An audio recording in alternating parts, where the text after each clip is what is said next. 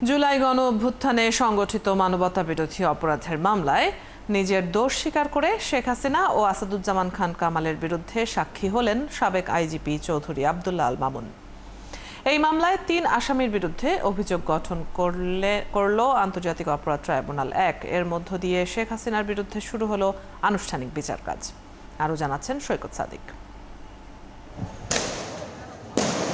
জুলাই অভ্যুত্থানে ছাত্র জনতাকে হত্যার নির্দেশদাতা শেখ হাসিনা। টানা ৩৬ দিনের আন্দোলনে হত্যা করা হয় ১৪০০ জনকে, আহত হয় ২০,০০০-এরও বেশি মানুষ।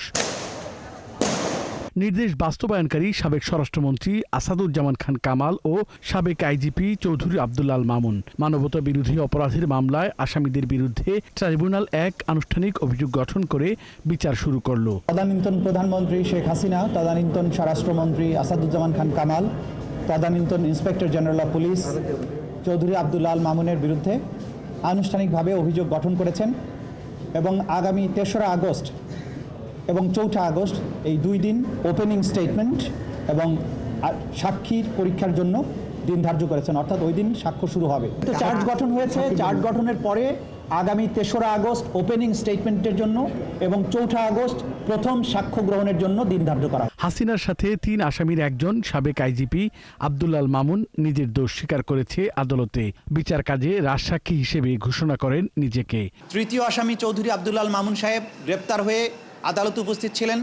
তাকে যখন অভিযোগ পড়ে শোনানো হয় এবং আদালত তাকে জিজ্ঞাসা করেন তিনি তাকে যে অভিযুক্ত করা আছে সেই ব্যাপারে তার বক্তব্য কি, তিনি তার দোষ স্বীকার করেছেন এবং তিনি বলেছেন তিনি একজন সাক্ষী হিসাবে এই যে ঘটনাটি মানবতা বিরোধী অপরাধ 2024-এর জুলাই আগস্টে হয়েছিল, সেই অপরাধের সমস্ত কিছু যেহেতু তার জানবার কথা, তিনি সমস্ত তথ্য আদালতকে উদ্ঘাটনের ব্যাপারে সহায়তার মাধ্যমে তিনি অ্যাপ্রুভার হতে চেয়েছেন এবং সেই প্রার্থনাও আদালত মঞ্জুর করেছেন।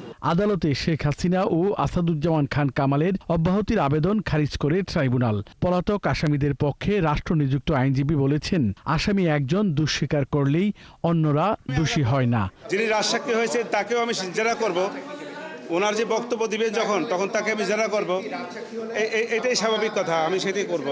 আমি এই আদেশের এগেইনস্টে আমি এখনো কোনো জাজমেন্ট হাতে পাই নাই, অর্ডারটা পাই নাই, অর্ডার হাতে পাই নাই।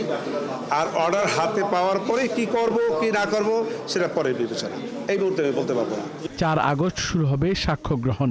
প্রথম দিন দৈনিক আমার দেশ সম্পাদক মাহমুদুর রহমান দিতে পারেন সাক্ষী। মামলায় ৮১ জনকে সাক্ষী করেছে প্রসিকিউশন। সৈকত সাদিক, ৭১, ঢাকা।